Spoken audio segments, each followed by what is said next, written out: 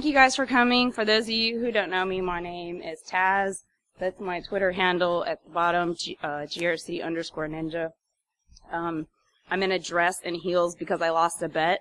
This is not, anybody else knows that I would be in a baseball cap and jeans, so we're going to work with it.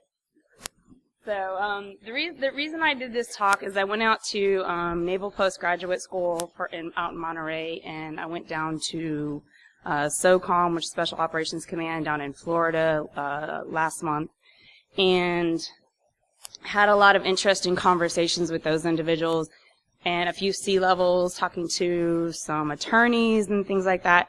And one of the things that I found was the way we think about threats is very tactical oriented, and a lot of the threat intelligence that we are required to provide for our consumers and our customers is all about fighting the fight right now. Like, what's the threat in front of us? What's going to bring down my network today? And I find that we don't do a lot of strategic style thinking when it comes to threat intelligence, and we never, well, forgive me if I use absolute terms. These are, I should say, majority. We usually don't take the time to view ourselves through our adversary's eyes and understand the value that we are to them from a strategic perspective. How many of you in here spend your days trying to protect your own assets and your own network? How many of you have been told what's of value and what's critical in your network? How many of you have ever walked over and asked, not China, if they thought that what you thought was important is important? One person. Okay. But seriously, a lot of times we see ourselves as the target. We rarely take the time to think of ourselves as the third domino in somebody's longer game. And that's kind of what I'm here for today, is to try to just challenge the way we think of things. And not to say that anything we're doing is wrong. I just think it's time for us to start doing more. Okay? So I want to ask if you can even imagine motives, goals, structure, organization, methods of an adversary. What does this sound like? Motives, goals, structure, organization, and methods. TTPs, right? If you can't even imagine it, how can you possibly defend against it? Right? If you can't think of an original idea, how could you ever build something? The wheel wouldn't exist if somebody hadn't thought of it first, right? So if we can't think like our adversary, if we can't even play the imaginary game, go home with your 5-year-old and have an imagination, then how are we going to defend against things that we can't even think might be possible, right? And I'm talking serious tinfoil hat stuff sometimes. But your imagination as you get older is one of the things that we have a tendency to not do.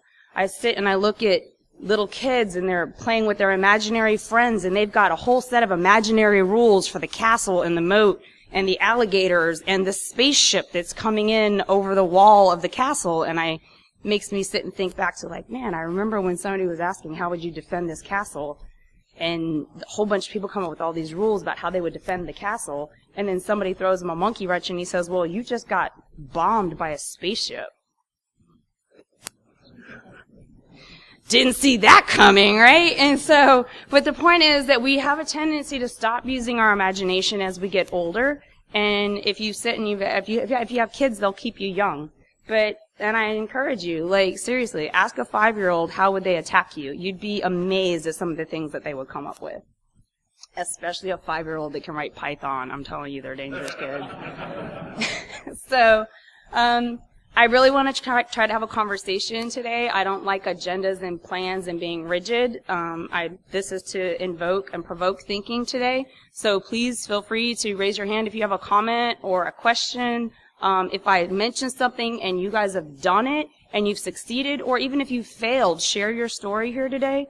I want this to be a thinking room today, not a Taz sits here and preaches to people. So we'll go over a little bit of the difference between tactical and strategic digital threat intelligence. And I don't like the word cyber, but cyber gets you funding. So if you need to use cyber is authorized for funding discussions only. Okay? We'll talk about target development. How many military people in here do I have that have ever done targeting or target development? Okay, so you guys will understand some of my phrasing. We do what? I broke OPSEC, right? So But we'll talk a little bit about doing target development from a cyber perspective, right? And then we'll take some questions. So if you have pen and paper, if you have a cell phone, feel free to take a picture of this slide, jot this down. This was written many years ago, and the irony is that everything he says in this about what we don't do and how we're not doing strategic intelligence right is still true today.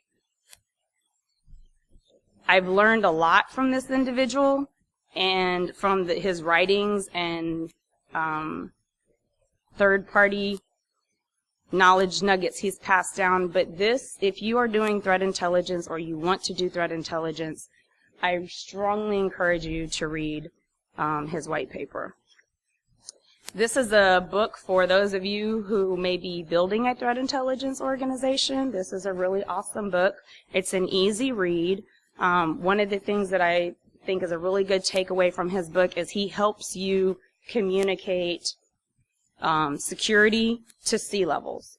Some of us struggle with that verbiage and bridging that gap in saying things, well, no, we need to protect this, or this is important. I need money to buy this tool, to buy this widget, or to hire this person, or to hire this talent, or go to this class. Well, why? Because I want to make that, we need to protect stuff. Well, he helps you translate the how to protect and how to build an organization and how to build a team. That's another really good book. I think it's like $2.99 on Amazon on Kindle. Like seriously, $3 to invest into your knowledge base. So we'll talk a little bit about the objectives. There's 2 objectives for this talk. Yes, sir.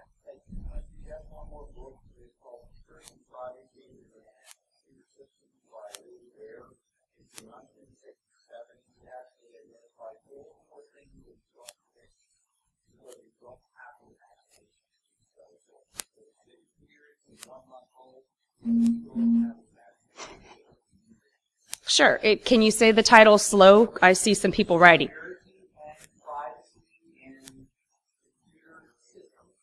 Security and Privacy in Computer Systems. Willis Ware is the author? From Rand Corporation. Thank you for sharing. Anybody else have a reading suggestion? Awesome. Okay. So 2 objectives a day. Challenge the way you think now and encourage critical thinking.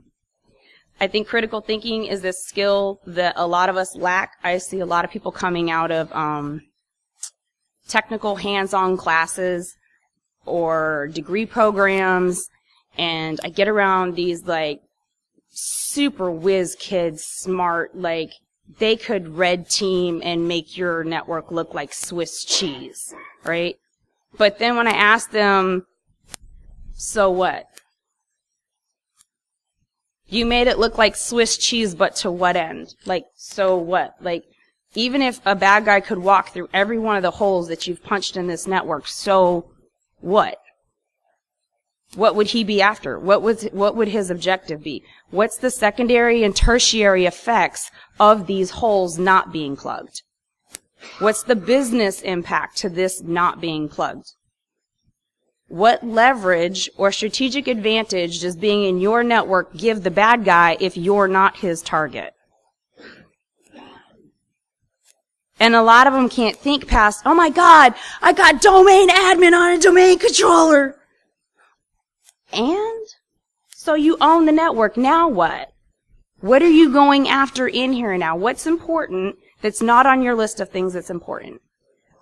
And trying to get people to do that critical thinking beyond just the immediate threat is something that I find a lot of us don't do. We have a tweet goes out, here's a new O-Day, somebody didn't do responsible disclosure, they caused FUD, everybody's hair's on fire. Did we plug it? Yes, we plugged it. Okay, whew, and we're done. And we stop thinking beyond that. It's plugged. Does it patch? It's patch. It's done. So critical thinking, if you're interviewing people, try to find a way, get with your HR people to have some sort of interview set of questions that actually helps reveal whether or not somebody can actually do critical thinking. Let them tell you areas that they're strong in and weak in, and then give them something that they're weak in, but just see, can they figure out a solution? I did an interview. I do not write Perl. Okay, Pearl, I was like, they showed this to me, and I was like, I have no fucking clue what that is. And they were like, well, what do you think? And I looked, and I was like, well, let's see. Programmer basics teach me this.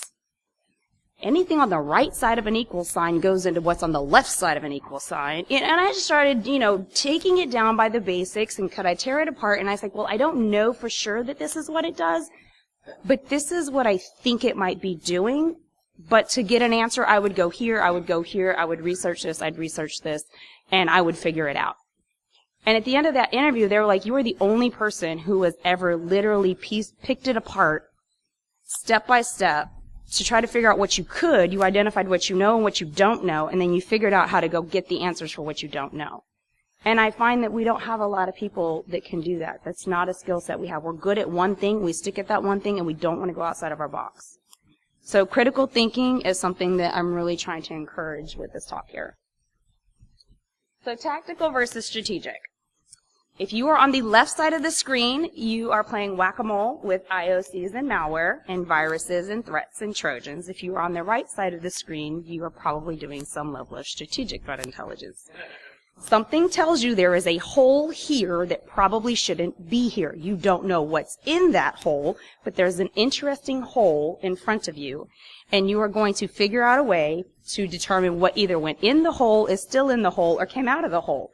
The hole is here. I have evidence that something was here. I don't know what it was, but it's going to take that cat on the right a little bit longer to get his answer, but he can still get his answer, right?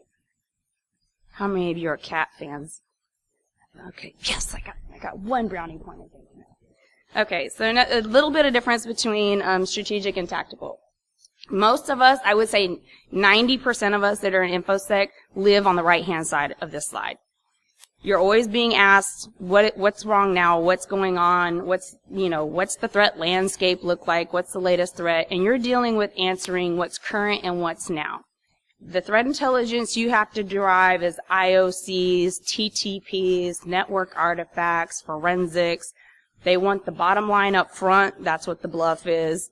And it pays immediate dividends. And it's really easy to get funding for things that are going to show immediate return, right? How many attacks did we block on the network, right? When you start turning over your metrics, dealing with the right now. And the number one differentiators are at the bottom in red. You have indicators of compromise, which means what? Somebody's already got you, right? But I'm trying to get us to start thinking about indicators of attack. And I'm not necessarily talking about the fact that, yes, somebody Nmap scanned your network, right? I'm not talking about that. I'm talking from it a little bit bigger than that. But the difference is that strategic investigations are timely. Timely doesn't mean it's a long time. It just means it's on time, usually. Now, if you've ever done military intelligence or threat intel, any intel of any kind, people are always complaining, well, why didn't you tell me? Well, I did try to tell you, but you didn't want to listen. Well, why didn't you tell me sooner? Well, because we couldn't know that. We don't have a magic 8-ball, and you can't predict everything. Okay, so it's timely, just meaning like we say, you know what? There's a lot going on in the South China Seas right now. I wonder how much of what we make is manufactured in that region. Do we have any third or fourth order elements that come from any factories out there? Do we own any assets in that area? Might somebody want to use us as a pivot point to get into somebody else's stuff? And that's why I'm saying timely, being aware of what's going on in the world. Strategic is also about making connections, and it's not always A to B. It's normally somewhere from A to J, right? You're trying to connect the dots amongst the breadcrumbs with strategic intelligence. That's why it takes a little bit longer to develop. It does pay exponentially in the long run, though. If you can anticipate an attack, you do not widely advertise that you have put mitigations for things in place, and then you see that attack that you predicted come and that attack fails miserably, that pays dividends. How many of you guys remember the denial of service attack with the Mirai bot. Okay? Big news, right? Was anybody talking about the botnet attack that had happened to the provider in Canada that was twice the size? It wasn't on the news. Why? Because Brian Krebs wasn't there, right? Okay. So, but Brian Krebs gets shut down because whatever, people are trying to DDoS his site and all this other stuff. But the point is that I sat and we started talking about that, and I said, you know, how many people thought about the other strategic partners that were behind or co-located with Brian Krebs' website? How many of them said, oh, well, maybe there was a whole bunch of noise made over here and a lot of attention drawn to something because something else could have been going on over here? How many of you guys have ever heard the theory that maybe ransomware is used to cover other malicious activity? Okay. Well, when the first piece of ransomware hit and I was sitting there, I was like, you know what? I bet you they did some other fuckery on that network. And they just want them to not pay the ransom so that they'll nuke it. Right? If a ransom is so high that it's cost prohibitive to pay for it, they want you to nuke that system, right? I'm sorry, if I'm holding a ransom, isn't my objective to get paid? If I'm going to ransom something, usually an objective for somebody trying to hold a ransom is to get paid, right?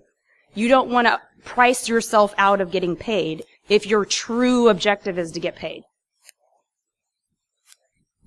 So again, this goes back to critical thinking. A lot of people weren't thinking like that. I was approached about should I pay a ransom or not, and I was like, well, you're kind of effed if you don't have backups, but if you do have backups, I recommend just putting this on the shelf until whatever that is can be reversed or there's a solution later, because you might be surprised at what you find out is actually was a bigger problem, that if you nuke that system, you're going to lose that evidence.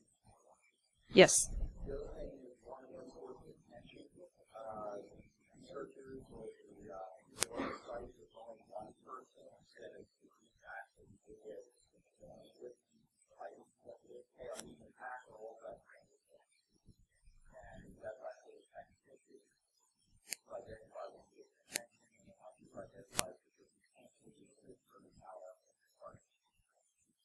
Very good point. So where does strategic threat thinking come in? Many of you guys have seen David Bianco's Pyramid of Pain. How many people are familiar with Pyramid of Pain? Okay, if you're not familiar with the Pyramid of Pain, it's excellent. I credited James Deedle on this as well because he added to this, okay? But basically, starting from the bottom to the top, it's how difficult is it for an attacker to modify what you see in the pyramid. Once you get past TTPs, though, what next? How many of you are actually doing target development from an attacker perspective after you have TTPs?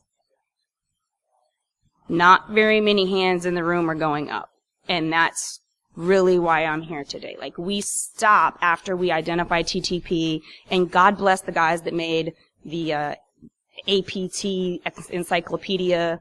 Y'all forgive me, I'm horrible with names. But like going through and reading that, and if you've done threat modeling and you understand where your threats come from, are you US based only, are you global, things like that. I had an interesting story the other day shared with me when I was talking about my talk, and I will leave the company nameless. But the individual mentioned to me, I said, a lot of us don't think about the fact that we have a page on our website that says these are our strategic partners. How many of you have a strategic partner page listed on your company's website somewhere? Or across the bottom, you list all these big name companies that your product is used with or you partner with. Well, and I told him, I was like, so what happens when somebody doesn't like somebody you partner with strategically? You become a second or a third domino if they are the end target. Okay, you may not be. Yes, there's an obvious one. And the reason I didn't use the Target example, to be honest, is because we get hung up on the word third-party service provider. Being a strategic partner isn't the same as being a third-party service provider. Sometimes you can be a reseller, a value-added reseller of a strategic partner, right? How many of you are VARs or know what value-added reseller is? Okay. So when you have, and we'll just pick it, like networking technology, right? One vendor can go in and do a consultation with their client, and the client says, I want to stand up a network, right? How many vendors do we have that make routers and switches? Okay. Well, they could be a value-added reseller that could sell any one of those routers and switches, right? They're bringing them in because they feel like they should be unbiased, right? Like, you're going to give me the best recommendation to build my network because you're not actually selling me the product. You're going to get me the product that works the best. So if you're a value-added reseller and you have a strategic partnership with somebody, do you think you might be a target if somebody has a personal issue or a hacktivist-motivated issue with somebody that you partner with? And the story they shared with me was that they were strategically partnered. They are a security company, and they're strategically partnered with somebody else. And the leadership of that partner did something that human rights activists were just over the moon about, right? And they didn't think that they would be the target. They're like, oh man, you did this socially unacceptable thing. You are like, buddy, watch out. Hate it for you. But what they didn't realize was that they were actually becoming the domino to get to them. Not because they were a service provider or anything else, but because they had a strategic partnership with them. So what I want us to start doing is, if we get to TTPs and we get to that level, this is where the strategic thinking starts taking place after we've done all of these things in our day-to-day InfoSec world.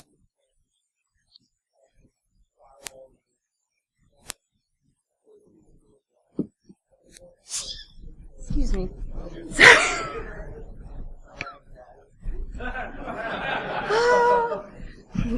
Chad, that ACHMU is for you. Okay, so strategic thinking can come in before or after a breach. Before you have a breach in malware, you want to ask yourselves, what do you have that's critical input to someone else? We talked a little bit about this.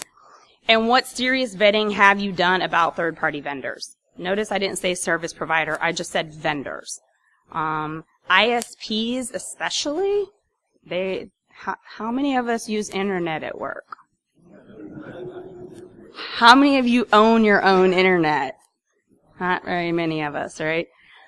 If it's after a breach, when you think about what was taken or accessed that was not PII, and why would somebody want that?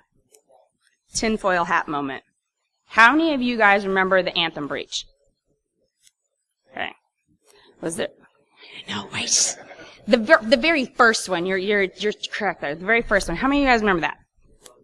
How many of you guys remember all of the articles that followed about those health records being sold? Which was how many records got sold? How many health records actually got sold?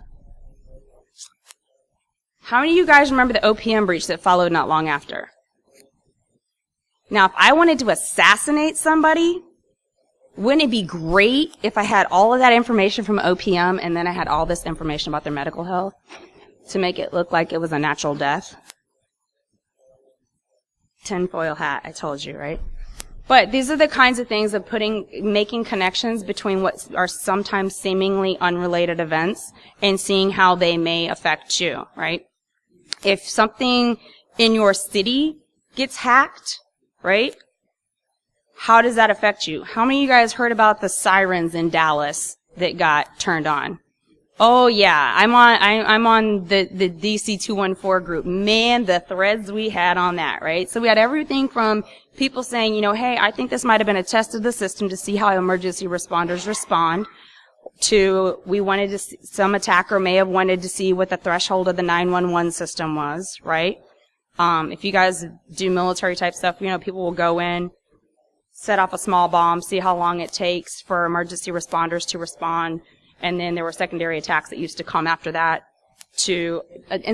but they learned, right? They did these little tests. So we have every theory in the world going on there.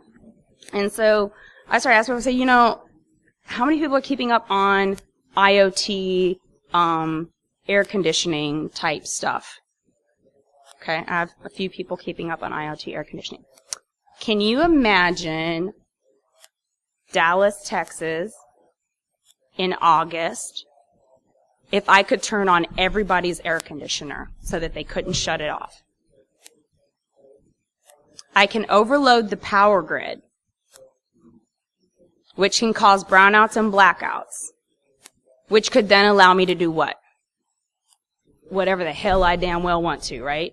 But again, can we go back to imagining these kinds of scenarios? So how many of you did your C-levels list your IoT air conditioning control units as things that are critical to protect? Nobody. But if we sit and we think about ourselves and what we have and how we can play a strategic role in somebody else's attack, those air conditioning control elements seem a lot more important now, don't they? Right? Again, going back to imagining. So we get hung up on breaches and PII, and let's be honest, we're all numb to them now, aren't we? Right? Like 10 years ago, when the VA guy lost a laptop that had all these veterans, oh my God, hair on fire! Now it's like I literally retweet 2 bots that do nothing but tweet breaches. And I probably retweet those 2 bots like, I don't know, 5 times a week. Right? So we get all hung up on PII and everything else, but a lot of times we're not thinking about what else beyond PII. Like, I'm sorry, I don't think they hacked into OPM because they want to make credit cards in my name. Or that they want to steal my identity. Probably not the objective, right? So if you find people that are in your network or you find something unusual or anomalous, a lot of us go straight to going to the PII, and we're looking in our networks at PII or credit card information, right? Because we don't want to get the fine, we don't want to get the whammy. But what else do you have from a data perspective that could be of strategic value to somebody else? I promise you it's probably not the PII that you have. How many of you guys have blueprints? How many of you guys have schematics? How many of you guys have manuals? How many of you have a library with manuals of shit that's older than your grandmother? But somebody scanned it into PDF, right? So if I needed to get information from something that's not easily available on the internet, and I know that you have a massive library that has all the information I need to be able to plan the next stage of my attack, do you think your library might be of value to me? But these are these places that we go looking for bad guys. We're not looking there, right? So it's time to take a look at what you have that's going to be of value to an attacker where you are the second or third domino in the attack, that you are not the primary target. Yes?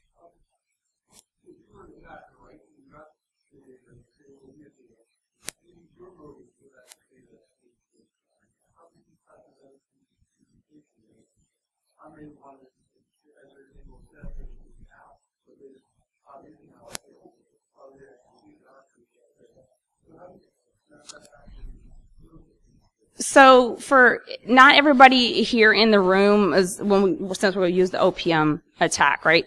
If somebody in here works for a bakery, they probably don't care, so that wouldn't factor into their strategic thinking. But if I want to think about what somebody could use with that information, so I would think that if I'm going to make up a scenario off the top of my tinfoil hat. OPM data, one of the things we lost was fingerprints, right? Okay, blood types. So if I am an organization that is doing anything with biohacking.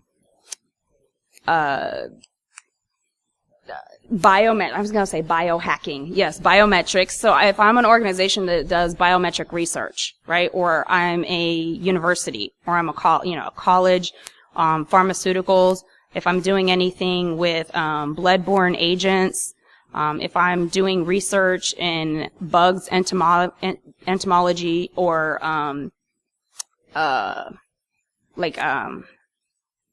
herbal solutions, right? Say I'm an herbal company and I'm doing research into benefits of herbal supplements or stuff like that for health conditions, treating cancer or treating some life-threatening situation.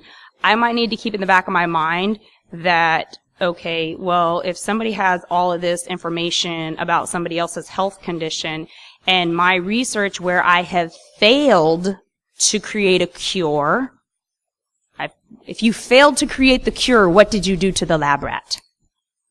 You killed it. Okay. So maybe my failed research needs to be protected just as much as my ongoing successful research. So when I'm doing the tinfoil hat, so my answer to you is it would depend upon what company I'm working with as to what other things or, historical events have occurred would be relevant to them. Does that make sense? Okay. I think I saw a hand. Yes.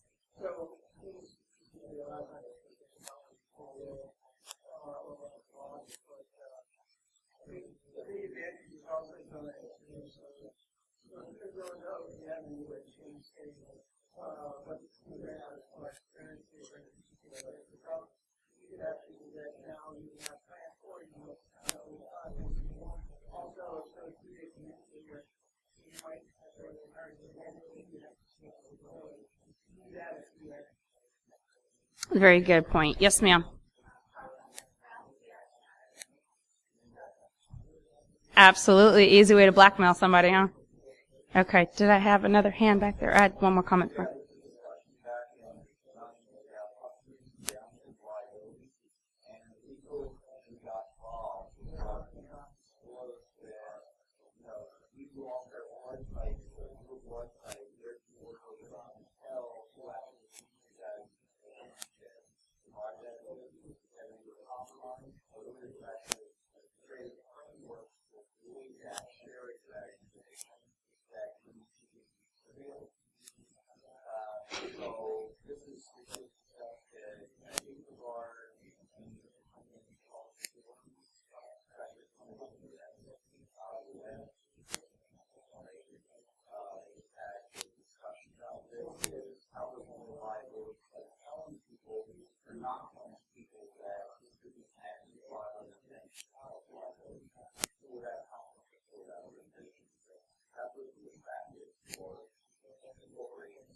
Well, from the corporate sharing perspective, I mean, yes, I can see those.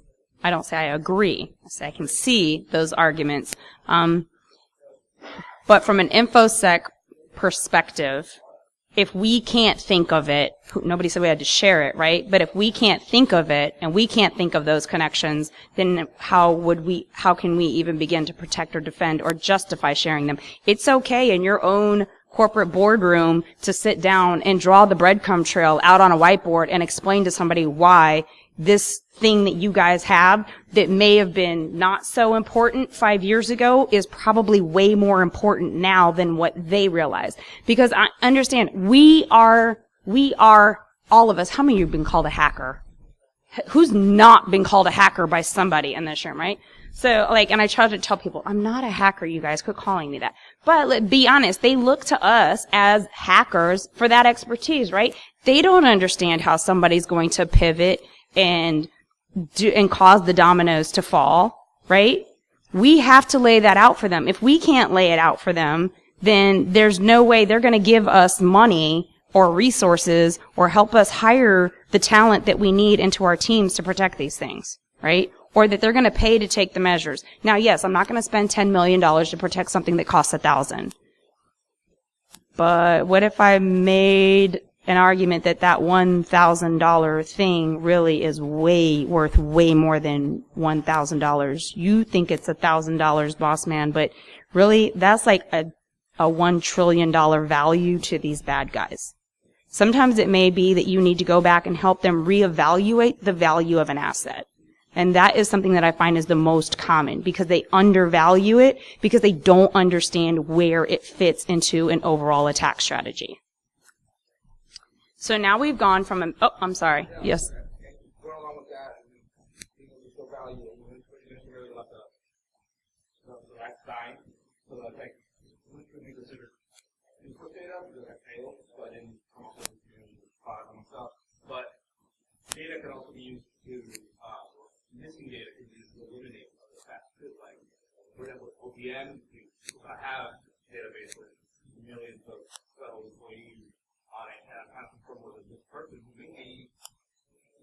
cover or is, you know, that's not for the government. I'm trying to confirm whether they're real or not. Let me show up and yeah, they don't have a record of this name.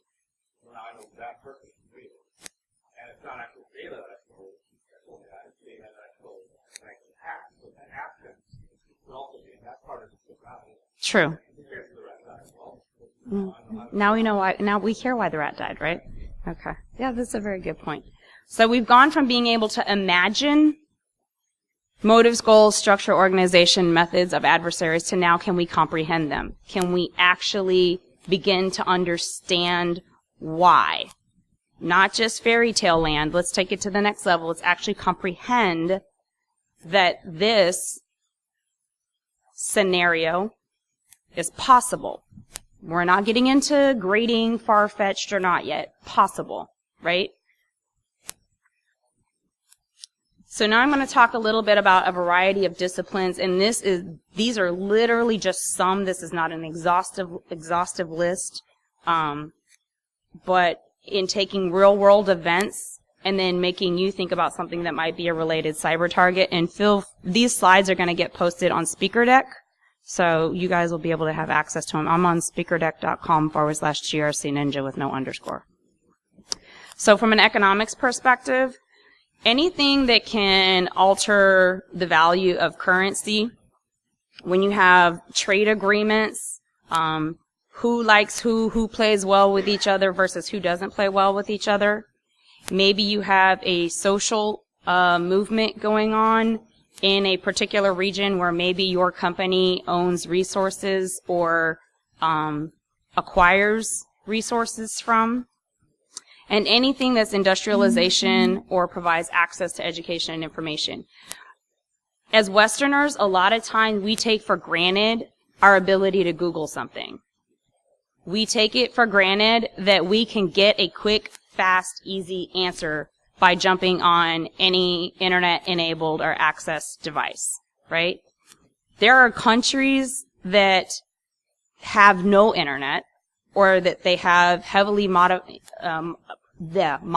and monitored, I can't get that word out, heavily monitored internet access, right? Citizens are afraid to even search for things because, you know, they think everything from the enter button on their keyboard is hacked all the way to their ISP provider, right, and everything in between. So where would a strategic threat fall that you might want to start looking for in advance there?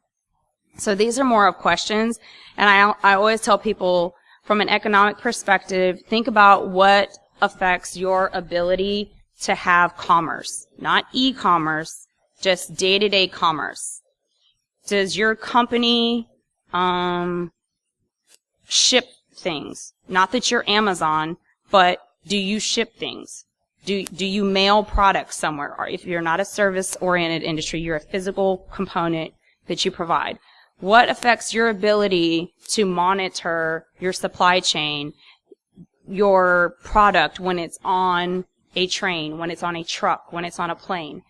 What affects your ability to do that kind of monitoring? Those would be a strategic target. If you're the person that provides another company's ability to monitor where something's being shipped and when it's there, right? Maybe what I want to do is steal their stuff, right? Maybe I want to destroy it. Maybe I want to blow it up. Maybe I want to make sure they don't get the shipment. Okay, so who am I going to go after? They're my end target, but who am I going after? I'm going after anybody who's doing the logistics support, right? Logistic companies, I'm sorry, if you work for a logistics company, you are a total target all the time for everybody. You are the third domino for everything. Exports and imports, product manufacturers. If you definitely, you know that you're a target, second or third order in something. If you are, anything that you make is controlled by export or import. Okay. And there's one more thought I had on this. Oh, if you are an enabler, the last one listed. If you're a vendor of technology, software, or equipment that supports these things as well. If you make it's a really bad example. So there was a washer that was made by a government contractor, and that government contractor provided that washer to airplanes for the Air Force. And the parts kept breaking, and it almost killed service members. And then they had to go backwards to figure out that they were getting inferior washers. Okay, the plane's flying, something starts to fall apart, the plane falls out of the sky, right? We don't want that. But the washers were inferior. Well, it wasn't that the government contractor was providing an inferior washer. It was that the plant where the washers were being made had been compromised, and the alloy, the other metals that were being mixed into the raw liquid form of the metal before the washer was molded and formed, is what had got compromised. They compromised the company that provided the input to create the washer so that they could make the planes that were using these washers vulnerable or weakened. Again, strategic thinking, right? Second or third order steps. Yes?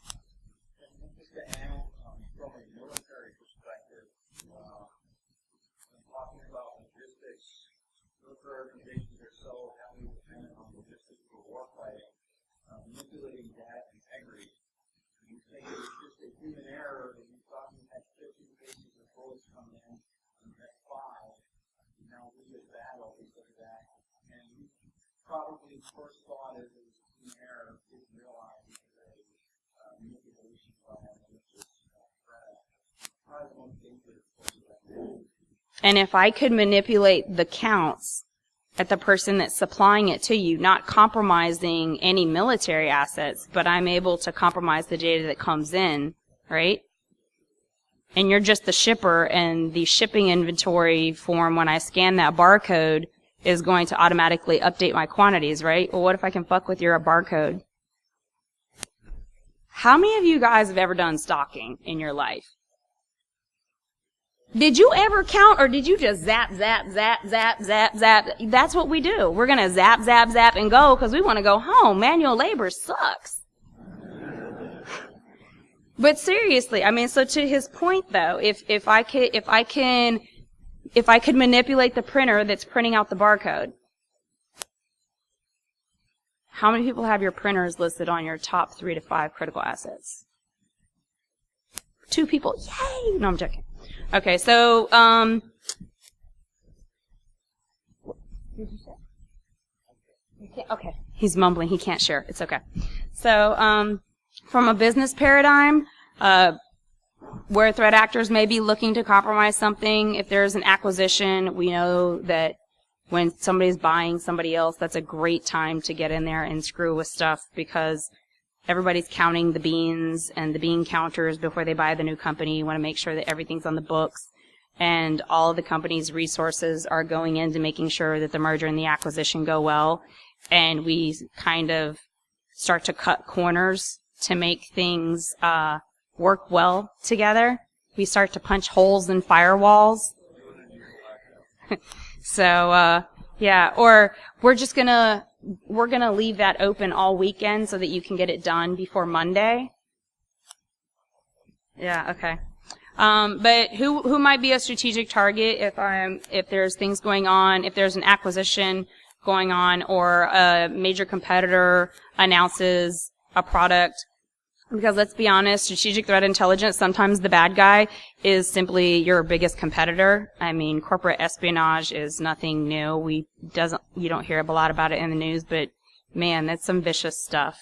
Like, I've literally been contacted and asked to commit a felony on behalf of somebody. They were going to pay me a lot of money. I'm like, there is no amount of money you can pay me for me to go do that. No, you need to find another solution. That is not how you do that. So, but you might want to be thinking, and again with the washer example for the airplanes, who made the tech that's in the equipment? How many of you guys remember the TSA scanners? And I forget the researcher's name who went in and found the X-ray. Was it the X-ray machines? I think it was. And there were components in there that had no business being in there, made from China, that were literally communicating data across the airport networks back to China. Anybody ever think about the tech that's in the equipment that you use? Go rip it apart. Give it to Spencer. He'll reverse all of it. Give it to Josh. Purchase orders also revealing your capabilities. How many of you, and if you're military, you get this, but if you're a civilian, you might not. Wouldn't it be really cool if I knew that you just bought 1,000 Cisco switches? Wouldn't it be interesting if I knew that you had only bought 2 Cisco switches ever and never bought another switch or a router for your company? What do you think purchase orders say about your capabilities and your ability to defend? Or the lack of a purchase order? What if I can get in to your finance department? I'm not going to go after your strategic finances, but I can go in literally to a share drive and I can traverse a directory for everything that you've bought in the last 10 years. Because who puts that on a share drive, right? Nobody would ever put old invoices on a share drive that everybody can have read access to, right?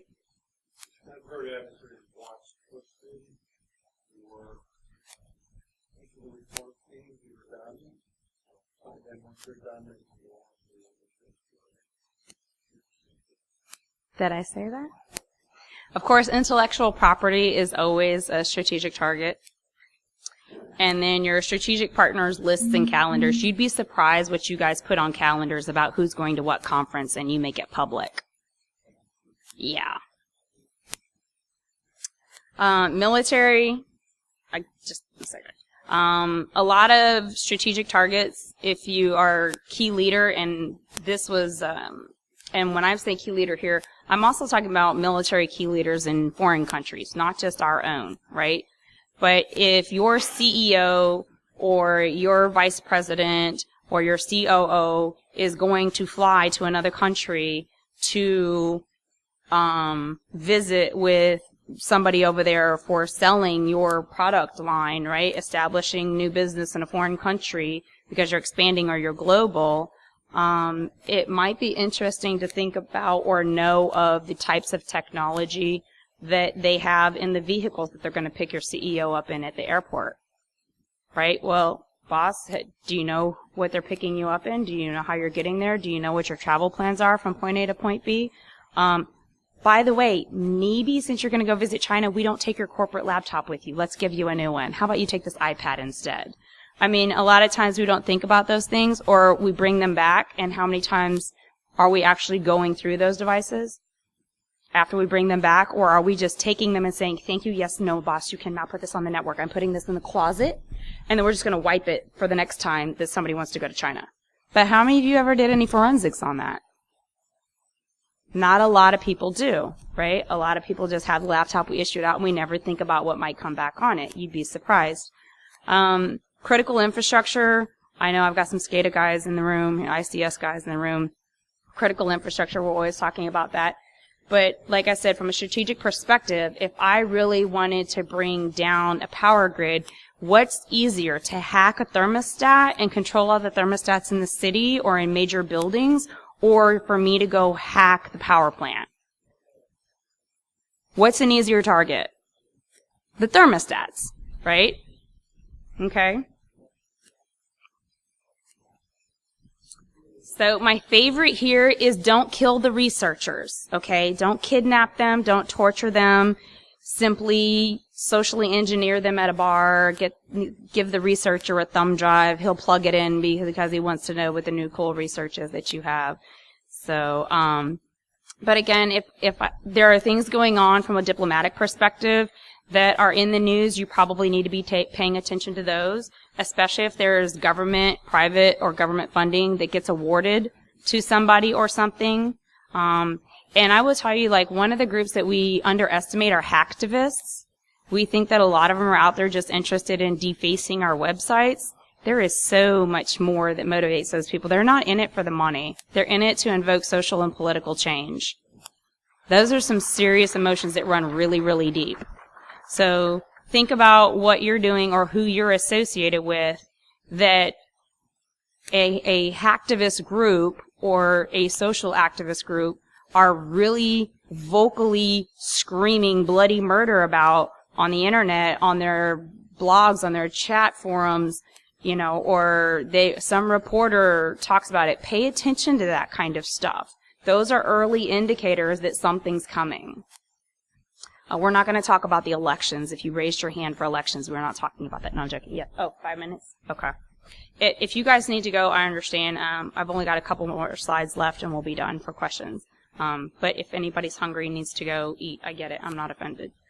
So, infrastructure, we just talked about that. I wrote a tinfoil hat blog a little while back about how I would go about a 3-level or 4-level stage kind of attack to try to hack ICS. Now, mind you, if you read that, I am not trying to say that ICS hacking is easy by any stretch of the imagination. That is not what the point of that blog is. But it's to say that if I wanted to get into it or I wanted to affect ICS stuff, how would I go about doing that from a strategic perspective? And it was just a different viewpoint on that. But we all know that how many of you guys follow the reports that DHS used to publish on their website about our critical infrastructure? They stopped in January. It only took them how fucking long? I mean, really?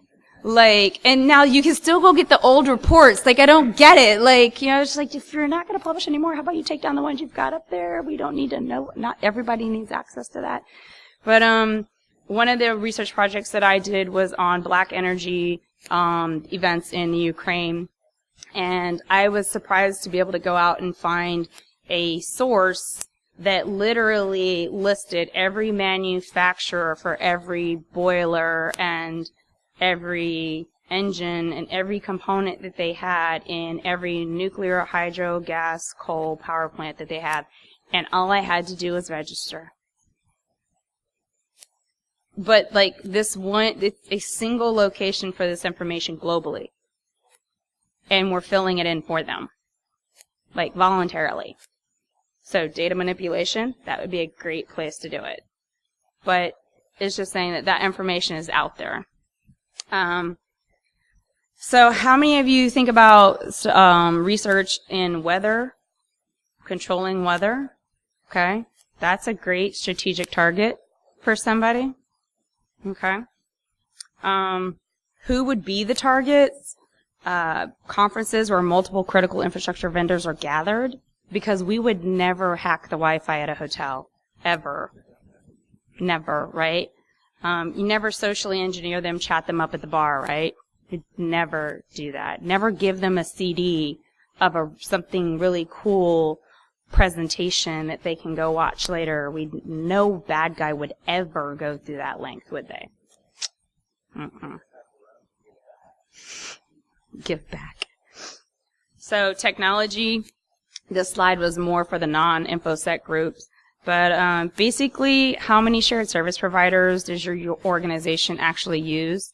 And then once you can identify those, find out how many of them actually use the shared service provider to provide you a service. That's probably one of the ones that I'm seeing more often now when I'm asked, or when people are finding problems, or I suggest places to go look. It's not at their immediate third-party service provider. It's at a service provider that they use, that they aggregate to provide you a service.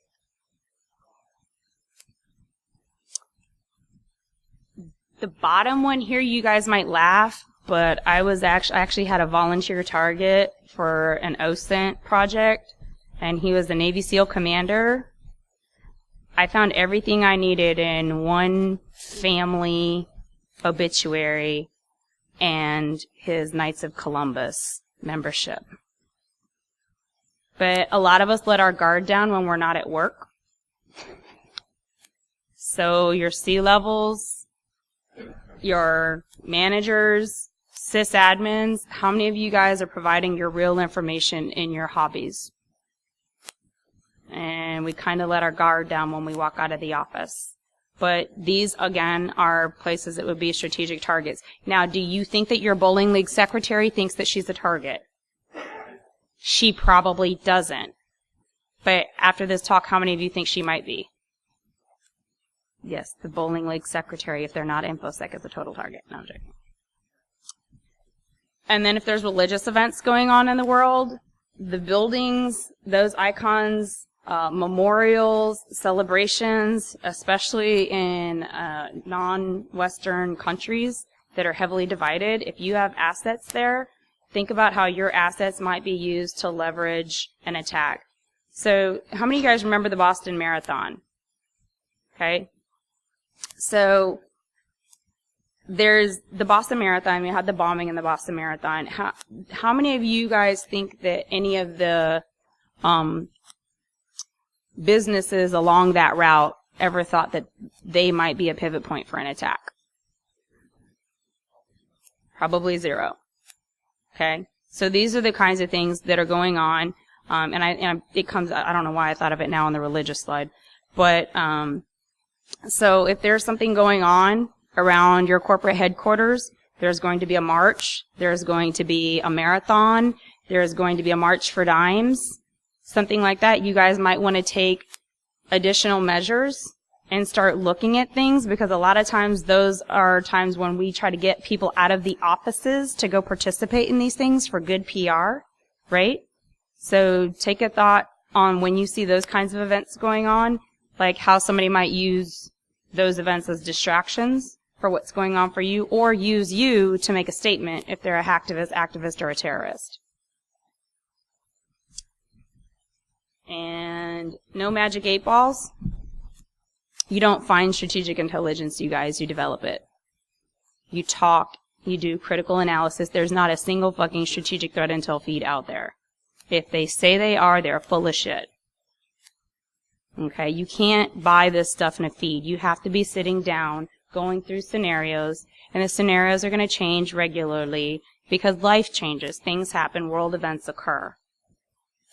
Staying abreast of proposed legislation is also key. How many of you guys know that there's actually in the House and the Senate, there's a proposed bill for defining a cyber act of war?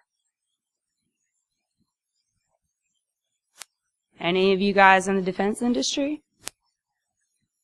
Might make life a little bit interesting once the president actually defines and they pass that and he creates a definition for what a cyber act of war is. Staying abreast of proposed legislation is another way to understand where attacks might come from a strategic perspective. And I get asked this question a lot. I'll go through this quickly. Just like if somebody was going to hire a strategic threat intelligence analyst, like what characteristics did I think? And I just kind of put together a list of basic skills. The number one, though, is their ability to think creatively and critically. That single-handedly is probably the biggest skill set that I think someone could use on your team. Now, mind you, this person doesn't have to be a red teamer. This person can have a master's degree in history in a region that you guys operate in. You can teach people cyber, but you can't teach people. Right? So I'm just going to ask you to take this slide with you and ask yourself if you think you actually understand motives, goals, structure, and organization and the methods of your adversaries.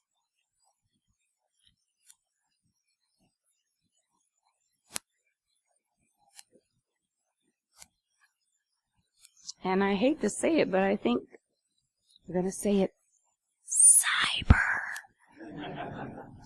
I think this is the domain where we can probably do this the worst. But my greatest fear is that no war fought on the line is ever going to stay online.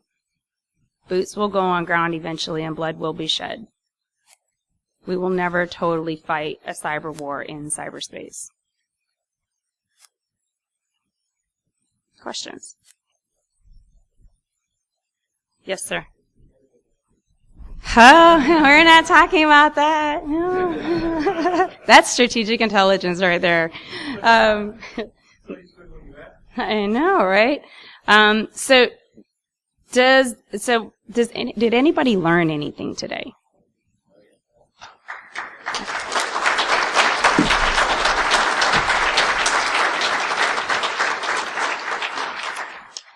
And I understand this is probably not the forum that some of you guys may want to ask me your one-on-one questions about your organization or whatever.